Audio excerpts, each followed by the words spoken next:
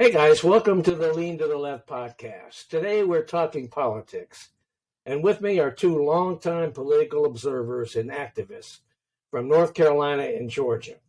As most of you guys know, I'm now based in South Carolina, moving here from Maryland a few years ago, and have been involved in local Democratic politics, an uphill battle if there ever was one, ever since I moved here. But joining me today are Arthur Hill from North Carolina and Robert Thompson from Georgia. I guess you could call us the Dixie Dems, except that two of the three of us, are not native Southerners. Anyway, Arthur Hill is communications chair of the Brunswick County, North Carolina Democratic Party. He recently wrote a book on the history of St. James, his hometown since 2014. And before he moved to the Tarheel State, he was a public relations pro and freelance writer in Washington, D.C. And as I did back in the day, Arthur also worked on Capitol Hill. Robert Thompson works in technology based in Atlanta, holding various IT positions dating back to 1998. He founded Peach News Now and its opinion podcast, Goddamn Liberals, because he was tired of telling news stories to other reporters who kept telling him that's not news. A native of South Georgia, he's actually a true Dixie Dem. So welcome, guys. It's crazy here in South Carolina, but I think it's even wackier in your states. At least we don't have a Madison Cawthorn or a Marjorie Taylor Green. Now, with this apparent Roe v. Wade decision that's been reported, it's probably going to get worse. You first, Arthur. What's going on in North Carolina? Well, Bob, thanks for having me. It's a pleasure to be here, and I'm glad to be talking to you guys. The situation in North Carolina, if we want to start talking about the Roe v. Wade situation, is pretty perilous.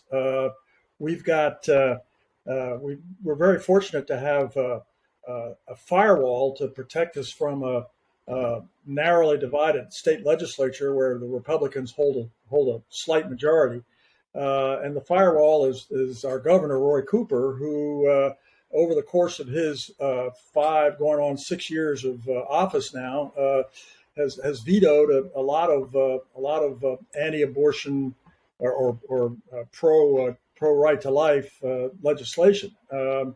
And the fear now is that because the party alignment is so tight, I think in the state house they need to flip about 3 or 4 seats, and in the state senate another couple of seats. And if they do that, the Republicans will have a veto-proof majority, which they do not have now. So the election this year all of a sudden has taken on a lot more importance here in North Carolina. In Brunswick County, where I'm from, the situation is pretty bleak as far as Democrats are concerned, to be perfectly honest. There are about 25,000 registered Democrats in Brunswick County. There are about 45,000 registered Republicans. However, there are about 25,000 or so independents. So they hold the balance of power here in a lot of areas. And what we're doing as a strategy in Brunswick County for this campaign is to try to get a 20% increase in the number of Democrats who voted in the last midterm election. And if we can do that, then we think we'll have a pretty good chance of making a good showing. And at the same time, we're hoping in the rest of the state, the state legislature will hold approximately the same party alignment and maybe even improve a little bit. So I'm a glass is half full guy. I'm feeling fairly optimistic about the chances we have to reach our relatively modest goals and to continue growing. And that's an overview of what's going on here. How about you, Robert? What's going on in Georgia? So with the Supreme Court, I'll call it leak. Is that what we're going to call it? I guess it's a leak. The term out. Yeah. I've bless his heart. So there's this guy, Alan Sanders, that is on News Talk Radio here in Atlanta, and 95.5. That's a terrestrial, very popular. But they mostly, if you were to go to that channel, you're going to have these conservative talk shows. Mm-hmm. It is owned by Cox Media. So if any of you know who Cox Media is, it's quite interesting that they have this, screaming conservative channel here in Metro Atlanta. But, poor Alan Sanders, bless his heart, he is saying that it's not what has him upset, with the pro-life versus pro-choice and everything that, the leak was really about, but the sanctity and what it means to the clerk of the Supreme Court of the United States of America. I'm sorry, Alan, you vote Republican clearly. Every day on your show, you are pushing conservative issues. And now you're all of a sudden worried that something got leaked. This is from the Republican Party that politicized the Supreme Court. Back in Obama's presidency, they sat on these, justices and did nothing with them, and they politicized the court. So don't give me this mess that all of a sudden the Supreme Court is too political now. What I've said about this leak is I hope that whatever remaining liberal women across America, with the M for Sound America, it has now mobilized them to vote. And this was clearly another, shot in that Republican coffin that is sinking right now. Well, I saw a piece of the Washington Post today that speculated that this could be a real shot in the arm for the Democrats, who have been really worse than treading water going into the midterms because of the economy and the demagoguery of the Republican Party that people's believing. At any rate, hopefully it will get especially women to come out and vote. I mean, they must understand the damage that if they didn't vote for Hillary Clinton and they voted for Trump just because they didn't like Clinton for whatever reason, now look what they've brought on themselves. I mean, three conservative Supreme Court justices appointed by Trump, and that's the reason we have this apparent decision. Yeah. So I'm going to try to get this on the webcam, but can you guys see this? This is Miss Martha Zoller, and the button, you may not be able to read it, but that is a Republican elephant, and it says raised right. So let's talk about Miss Martha Zoller for a minute. She worked for both David Perdue and Brian Kemp here in Georgia, some of that on our taxpayer dime, pushing these crazy Republican policies across Georgia. And she thinks that growing up Republican in Georgia, you were, air quotes, raised right. Uh-huh. This is the best thing come up with, folks. I know. I mean, my comment to this was, you're raised right, raised racist, and raised radical, really? And that's supposed to be a good thing? This is all they have to go on. That they have gutted every piece of what the Bush Republicans, the only thing they do for the Bush Republicans is give them tax cuts. To follow this same little format that we've got going here with you guys talking about your respective states, I better just say what's going on here in South Carolina, at least from my perspective. And lawmakers here have long sought to enact more abortion restrictions. In 2016, Governor Nikki Haley signed a 20-week abortion ban into law. And since then, they've tried to impose more restrictions. Last year, they passed the fetal heartbeat bill that aims to ban abortions after a fetal heartbeat's detected, typically at the 6-week mark of pregnancy, before most women even know they're pregnant. McMaster, the current governor, Henry McMaster, who's running for re-election, has been a longtime vocal supporter of eliminating abortions, and he's opposed giving taxpayer money to Planned Parenthood, and he signed an executive order to prohibit that. And he's been a proponent of legislation banning abortions except when the life of the mother is at risk. He believes Roe v. Wade should be overturned, saying it was wrongfully decided and that it should be up to the states to decide whether abortion should be legal. You know what I don't get? They say that it should be up to states. Well, if they're saying abortion should be legal, why are they saying the state should be able to decide? I don't understand that.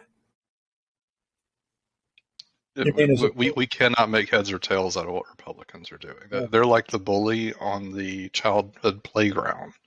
And when they get an inch, they're going to pick it up and run with it 5 miles. Yeah, they are. Well, we've got in our state, we've got three primary guys running for the GOP, running to be the GOP nominee for the U.S. Senate for Burr's seat, who's retiring.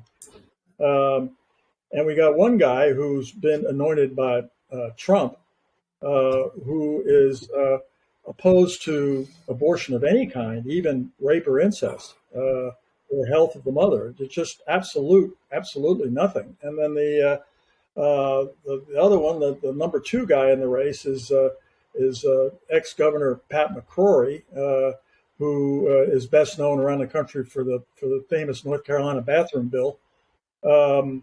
And he's opposed to abortion. And then the third guy, a fellow named Robert Walker, is also opposed to abortion. So, I mean, this issue is a good example of, to me anyway, a good example of how Republicans in general, whether it's a state legislature or city council or U.S. Congress, want to run the show. They don't have ideas. All they want to do is stand atop the wall with a flintlock rifle and keep people from or ideas from getting in. There are no genuinely good ideas coming out of the Republican Party that the party can get behind and endorse. It's just no. Everything is no, and it's a lousy way to govern, lousy way to run a railroad. I love the analogy of standing on top of the wall with a flintlock rifle. That's about it.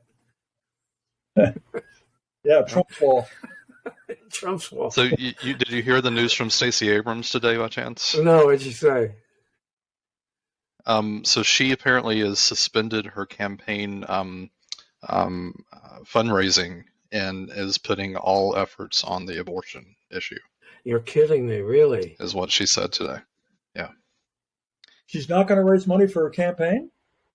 She said she's put a pause on that. And, people don't recall, and there was a commercial that was trying to get this news story out. When she lost, air quotes, the last time around, she actually went out and used campaign funds, everything coming into her C4, to actually pay off medical debts for folks here in Georgia. Really? When David Perdue lost the Senate race, did you see David Perdue do anything like that? No. No.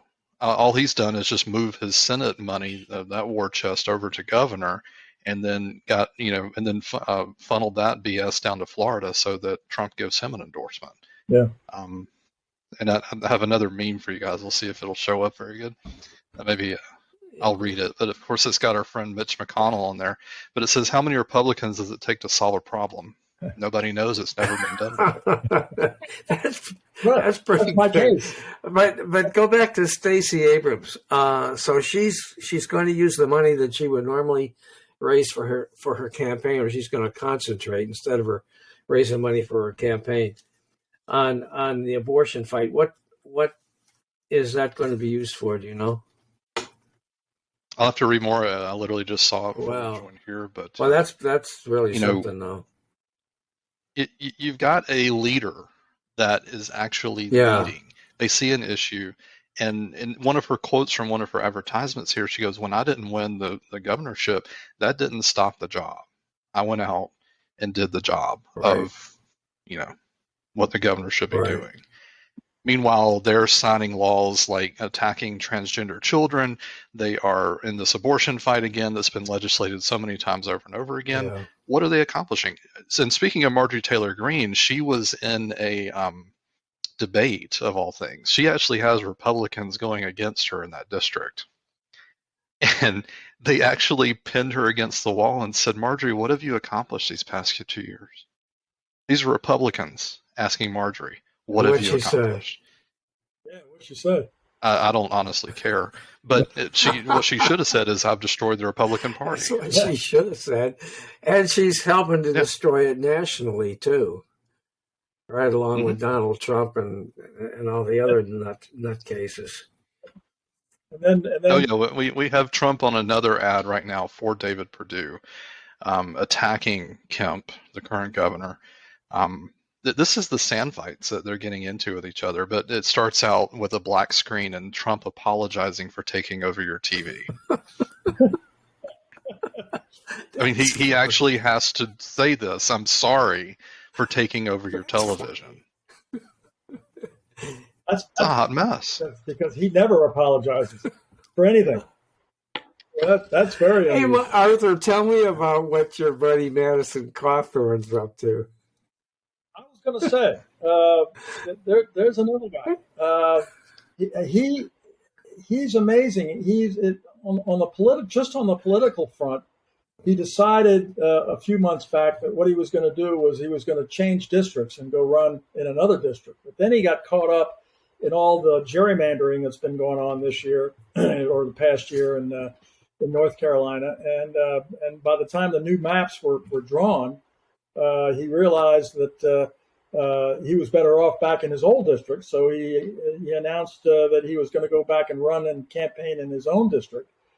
Meanwhile, the leading elected Republican in the state right now, Tom Tillis, has disavowed him and said that he ought to be kicked out of office and shouldn't run for re-election and he should resign and so on. And he's got a bunch of Republicans running against him in the primary too. And like that primary, the Senate primary is just nasty. It's awfully nasty. You got the Club for Growth funding Ted Budd with incredibly nasty ads. You've got McCrory coming out and blasting his opponents. I mean, this is going to be red meat cannon fodder for the Democrats when the primary is over and the general election season starts. It's going to be it's amazing how these guys are stabbing each other in the back all over the state. So that could be a big help, and that could be I think we have a good shot of picking up a seat in North Carolina. We're going to have a good nominee on the Democratic side for the Senate, and she's a former state Supreme Court justice, and she's erudite and she's good and she's strong, and I think she's going to put up a hell of a fight in the general campaign. Is Cawthorn vulnerable?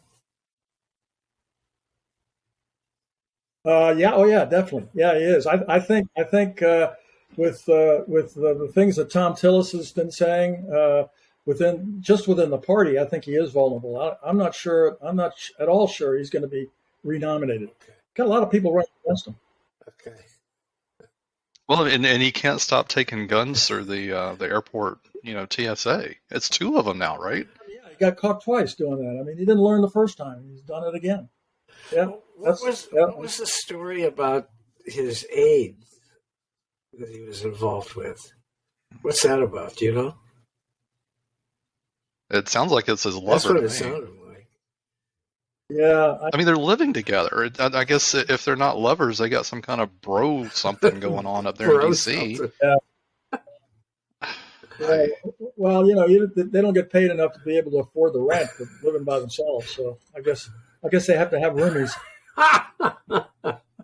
But I mean, of all the other Republicans in D.C. with all that money, and he just is going to go stay with his bro? Well, I guess you said Tom Tillis has kicked him out, so he doesn't have anywhere else to live. Yeah. Bless his heart. Yeah. Bless his heart. Bless his heart. Southern, he can say that, Bob. You know what? It's really tame here in South Carolina compared to you guys, and we don't have anything going on like that. I guess the most spark we have is that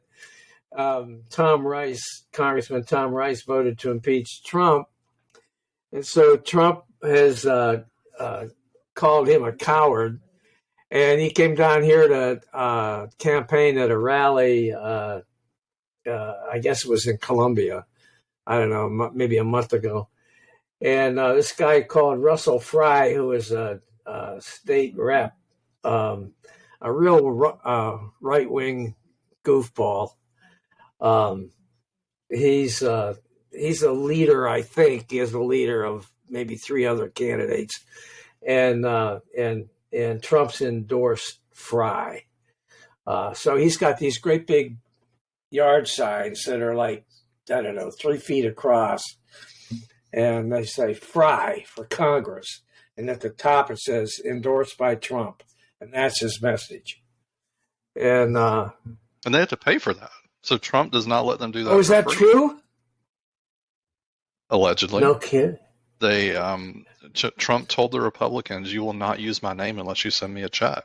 So you've got folks like him. You've got David Perdue here in Georgia. That every time you see him, the 5th word is Trump. Wow. Apparently, they're paying for that. Wow. And I guess it goes into Trump's stay out of jail fund. He may need it. So in addition to licking his boots to get his endorsement, they got to pay for it? Wow. Allegedly. They got to pay to lick his boots. Yeah, exactly. Oh, man, I'm telling you what. The man has absolutely no shame.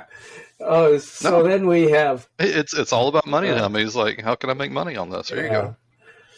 So then we have Senator Tim Scott, African-American senator from South Carolina, who's running for re-election, and there's 3 Democratic candidates running against him. A state rep named Crystal Matthews, pretty sharp, very, very well spoken. Under normal circumstances, would be an excellent. I mean, she is an excellent candidate, but her ability to raise enough money and to overcome the Republican edge in this state, I seriously doubt what she can do. I think the odds are heavily stacked against her. And then, of course, McMaster is running for re-election, and he's riding this abortion thing real high. I mean, headlines today all over the place about McMaster saying that the Supreme Court's getting it right and all this stuff. Former Congressman Joe Cunningham, one-term moderate slash, I don't know if you can call him liberal, from he's just south of us in Myrtle Beach.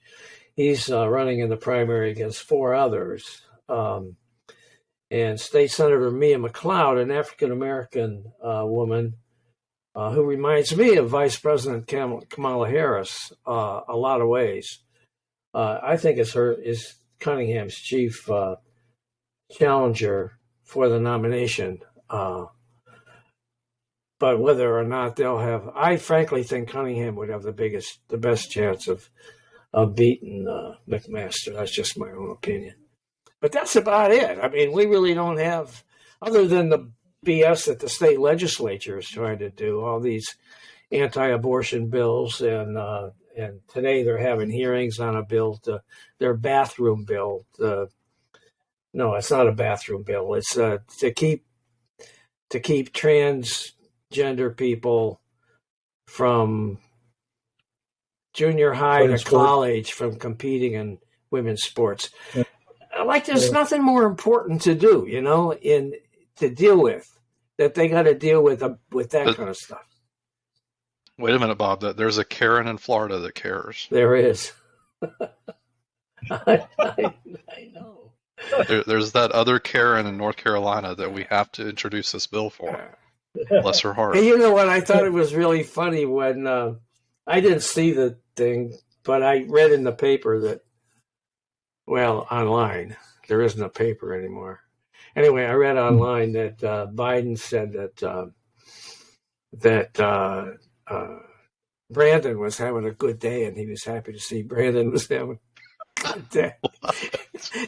There's this guy here, and I live in Myrtle Beach, South Carolina. I live in this little development. It's called the Farm, which is the furthest thing away from a farm that you could imagine. There's one house stacked on another one.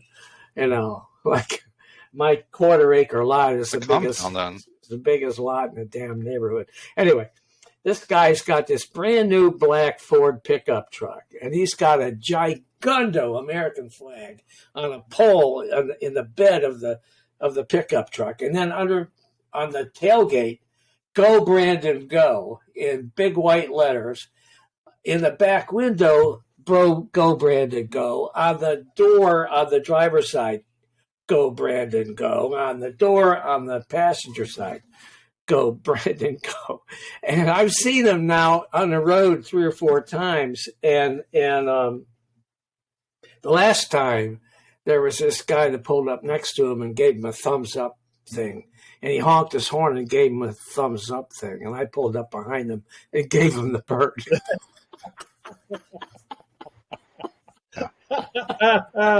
So I had a former manager, and he said, "He who shouts the loudest has the most to hide." Right? Yeah, you know, that's a good one, Robert. That's true.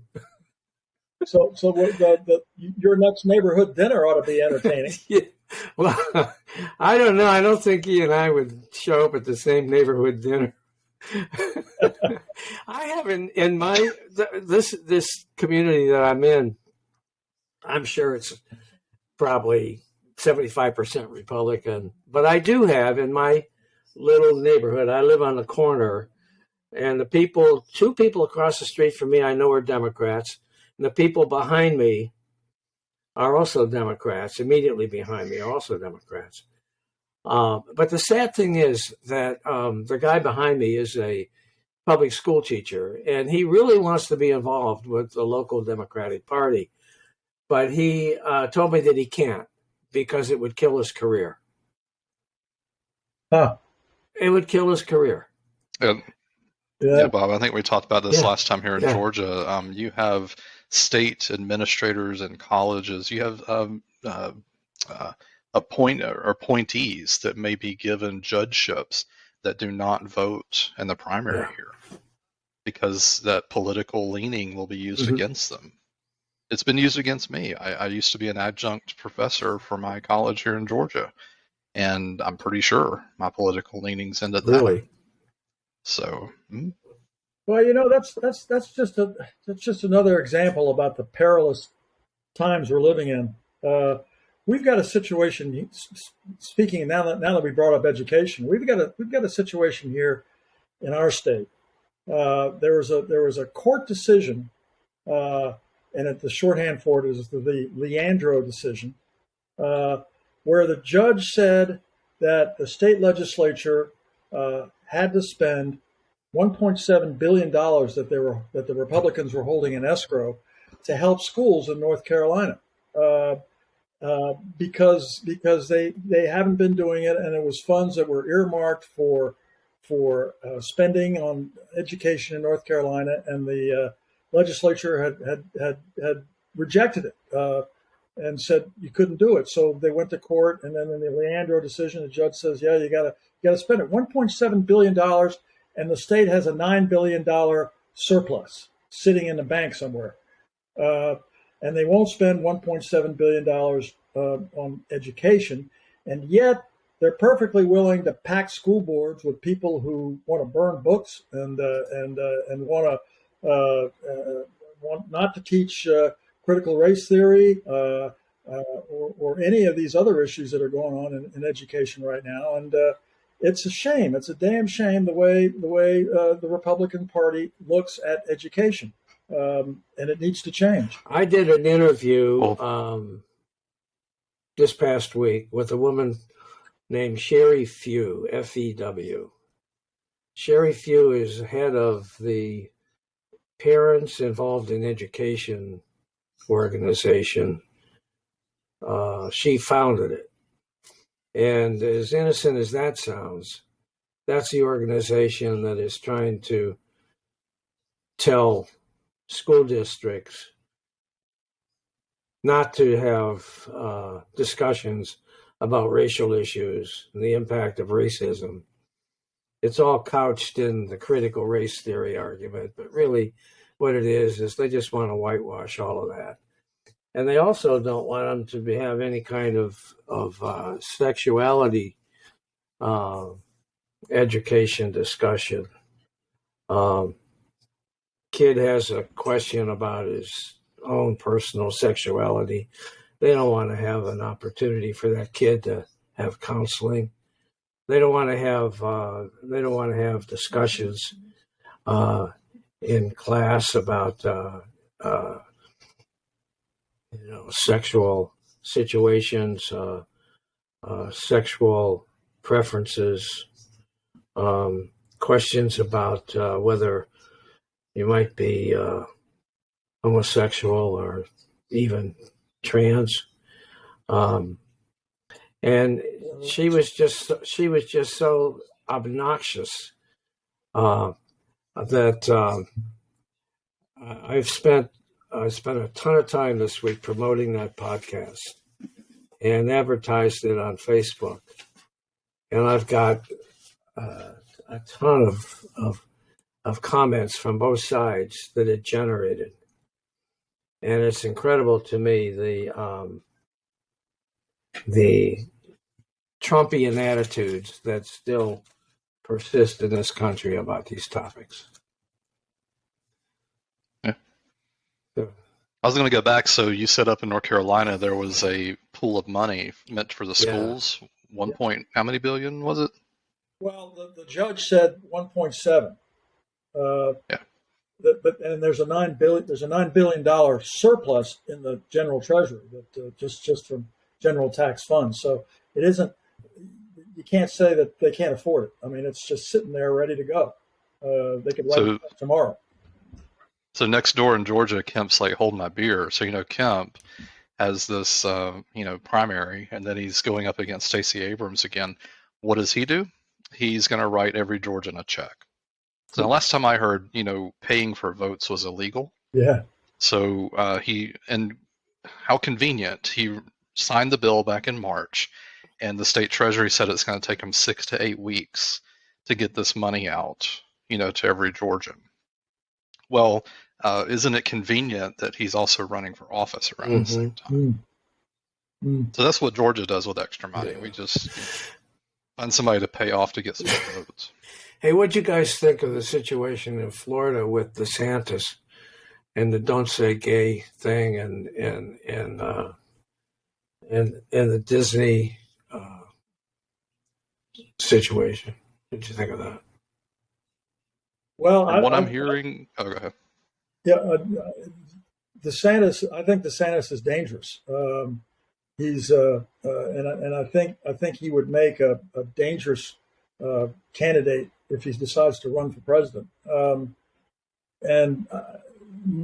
He's got all of Trump's characteristics, but I think he uses them more intelligently, and I respect him for how smart the guy is, because he's taken a very, very narrow mandate in Florida that he got. I mean, I can't remember what the difference was in the overall vote, but I mean it was minuscule, and he's turned it turned it into a state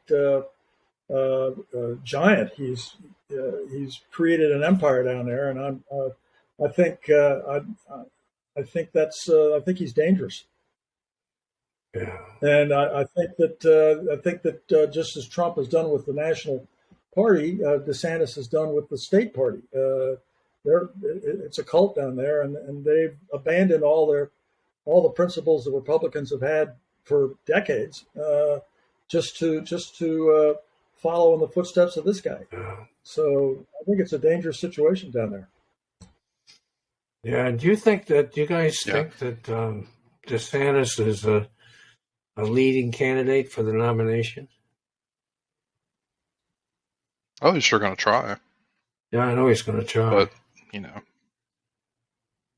Well, I guess it depends on what Trump decides to do. But if Trump does not run, then, yeah, I think DeSantis is a candidate. Yeah. There may be two candidates from Florida. Rubio might be a candidate, too. Yeah, well. So let me see if I can get this to play through the speaker here, guys. Hold on. What do you got? No words. Free speech is dead. Excuse me, didn't do anything. We're not coming off. And you're going to have to take everyone off. This is ridiculous. You guys see what's happening in America? You didn't like what he said.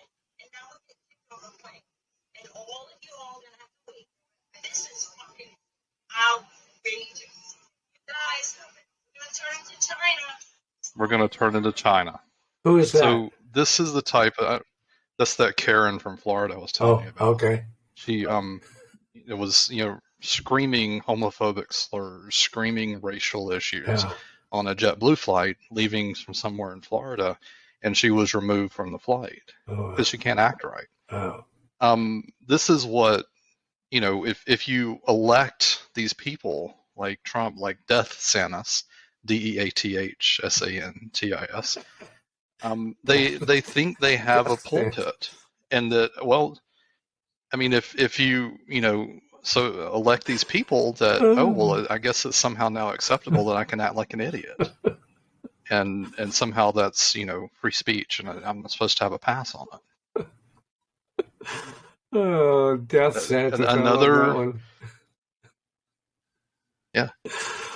another, bullet in the sinking, Republican ship. Well, this lady, Sherry Few, also, she says that we need to go back to the times in the 50s when Daddy went to work and Mommy stayed home and took care of the kids, and that he didn't ship the kids off to daycare. And I got really mad during the interview, and I said, "You can't have it that way." And she said, "You're yelling at me. I'm going to hang up." I said, "Well, go on. Go ahead." Bless her heart. Yes, right. Oh my God! I mean, the idea that today in this economy, that both parents don't need to go out and earn a living in order to pay the bills is just incredible, or that either parent should not have the right to pursue a career if they want to, and And of course, you could try to argue that back in the 80s, starting with the Reagan administration, and, a little bit earlier than that, you guys have been here longer than me, but, killing unions. Not that much longer than you. We're just in our 50s. You're in your 40s. But you have to remind these folks it's not for you guys that can't see us, okay? For you guys that can't see us. Robert Thompson has got brown hair and a beard. But there's some gray in the beard. Arthur Hill is totally gray/white, as I am. I am 79. I don't know how old Arthur is. Well, I'm 77. Either that or we both look like we've just been ridden hard and put away. That's about it. And Robert is a svelte, what did you say, 48, 49? 42. 42. Who's counting? 42. 42, he's a kid. Hell, I got grandkids that old. No, I don't. I have kids that old, though. Anyway, all right. I'm sorry, Robert. Go ahead. Finish what you were saying before I so rudely interrupted. No, you're fine. I mean, you have to remind folks that it was Republicans. It was Reagan. It was the 80s when they decided to raise the retirement age. I'll have to be your age to retire by the time I get there. Yeah, you will. If I'm still around. You will. Because of Republicans gutting just simple stuff and then turning around and blowing our military up and spending all that money on the military. You have to keep your other stuff. You have to keep your podcast going to pay your bills too, because they're going to screw over Social Security big time. Sherry Few says that Social Security should be done away with, as should Medicare and Medicaid. They should be done away with and let people just invest their own money however they want to. And that we don't need to have this. It all started with LBJ and the Great Society, and that it's just gotten worse since. And this country is turning into a socialist country, and the communists are going to take over, and the Democrats are feeding into that, and all of this, all of these liberal policies that we're promoting is just they're just. Taking us on the way to communism. That's what she said. So I had a contact in Florida. This has probably been a year or two ago. It was when Trump was trying to, it was a little bit after that. So the retired folks down in South Florida, she went to a meeting, and I think the key talking points were something about socialism and all this kind of stuff. And she looked down, and the lady was she kept like looking down at her notes, and she goes, "What's on that paper?" Well, then she took the paper and kind of like, tried to bury it under the seat or whatever. And so she started talking to the two older ladies a little bit more, and the one lady said, "Well, we can't do that because we're not going to get that cruise." So the ladies down in Florida were getting paid off to go on a cruise to sit and around all these other people and just spew out these nonsense talking points. So they have to pay them. And I don't know if you saw the Trump rally here in Georgia. It was about a month or two ago. They had to be paid people. There was this one Asian person that had one of those pointy hats. And every time they would actually pick up the hat and put up as like, Asians for Trump or something like this. You can't make this stuff up. Oh man. Well, there was Trump had a rally in Selma, North Carolina, which is down around Charlotte, a few weeks ago, and he'd had another rally there a couple of years ago, and I forget, he was in some arena or something, and he sold the place out instantly. I mean, it was completely filled. But this time it was way less than a quarter full. Not very many people showed up at all, and oh, Arthur, you're lying. There were millions of people there. It was the biggest crowd in history. Huge, big That's league. right. Yes. All I know is what I read. Hey, you know what? The same thing, though, was the crowd up in Columbia. It wasn't that big either. They had a lot of empty chairs. No, they were walking up from Florida. They were just late. That was it. I guess Karen was leading them, and she got lost. Well, she got taken off the plane. She was going to fly, but they took her off the plane. Well, I mean, you said they were walking up from Florida. She was walking because she got kicked off. She got kicked off the plane. Yeah. So I do have, so just a reminder here in Georgia, we are in the middle of early voting. Is that the same in Carolinas? Yep. Yeah. So you have to remind folks that it's not just Stacey Abrams and not just Raphael Warnock running for office here in Georgia. Okay. So I'll go through them quickly. I do have a list of endorsements. Reverend Warnock does have, I believe, a lady running against him. But I have not seen any ads for her. Right. So clearly Warnock is the leading front runner to continue the work he started. There is quite a large field for lieutenant governor here in Georgia. I'm putting my support behind Mr. Charlie Bailey. He was going to run for attorney general, and I'll talk about that in a second, but decided to switch over to lieutenant governor. So far, I've not got any pushback about this nomination, but he is already running ads. I mean, truly, I know it's difficult at times to say, well, I'm going to pull for somebody just because I saw their ad, but ultimately, name recognition and having the ability to fundraise. If people were willing to come out of their pockets to give to these campaigns, there's got to be something there. And when you're not seeing any of these other names anywhere in the news or anywhere on these advertisements, you kind of have to get on the bandwagon at some point. Secretary of State, which I feel like we need to change the Secretary of State role. What is partisan about being Secretary of State? I don't know. Nothing, I mean, you hold the stamp of the state. You run the elections. You run the corporations of the state. What is partisan about that? I'll just leave that there. But Miss B. Wynn, she is a Georgia state legislator right now. I'm putting my support behind her. I believe she also has the support of Win-List and some of the other ladies' organizations. For Attorney General, there are two. I'm putting my support by my former state senator, Jen Jordan.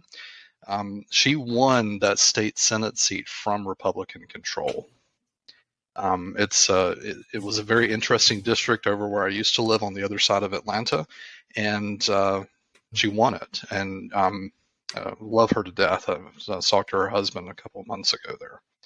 Commissioner of Insurance, Mr. Wilson, Matthew Wilson.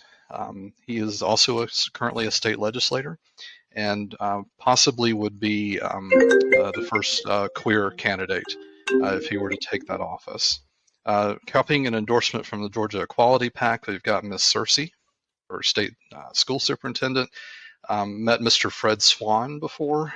He has several people running against him for Commissioner of Agriculture, but he has some really cool stuff. He does try to promote small farms, especially black-owned farms, ending food insecurity, all these food deserts around. He has some really great ideas around that, and he does have a coalition of small farmers and cannabis advocates for his campaign.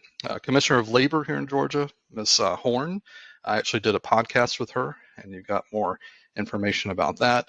And then there is one contested Georgia Supreme Court. I'm going with Ms. Brinson for this. I have concerns if Kemp nominated her competitor, just how I feel about it. But you've got an endorsement there, and then more of these nonpartisan races further down the ballot. So those are who I'm putting my support behind. Okay, that's interesting. They elect the judges? Yes. So you have Supreme Court and state judges, yes, are elected. Same's true in South Carolina, or no? Honestly, I don't know. I don't think so, but maybe. I don't know. Yeah. Because it's interesting. It's interesting up here. The judges are elected, and the Republicans for the last couple of cycles have actually the state party has put all the judges on a slate, and they campaign as a slate, and which has been pretty effective, I have to say. And the Democrats haven't done that. Everybody's kind of on their own. And the problem is, of course, when you get down to the bottom of the ballot, voters have, they don't know what they're voting for. Sure. They don't know who these people are. It's not very well done. So this year, the Democrats are starting to do the same thing. They're starting to promote a slate of judges, and which I think will be very helpful come election day. Yeah. A lot of the judge races are unopposed here in Georgia. I think there was only one or two in the list that I saw were actually contested. Yeah. Okay, guys. Well, look, we're coming up on almost 50 minutes. Is there anything else you want to throw out there before we sign off? Yeah, let's do it again. Okay. Yeah, I'd like to do that. I really would. You up for doing it again, Robert? Okay. Of course. All right, we'll do it. That's cool. Okay, guys. Well, thanks very much for hanging in there. And Thank you, Bob. I appreciate it. Now, don't hang up until I make sure. Let me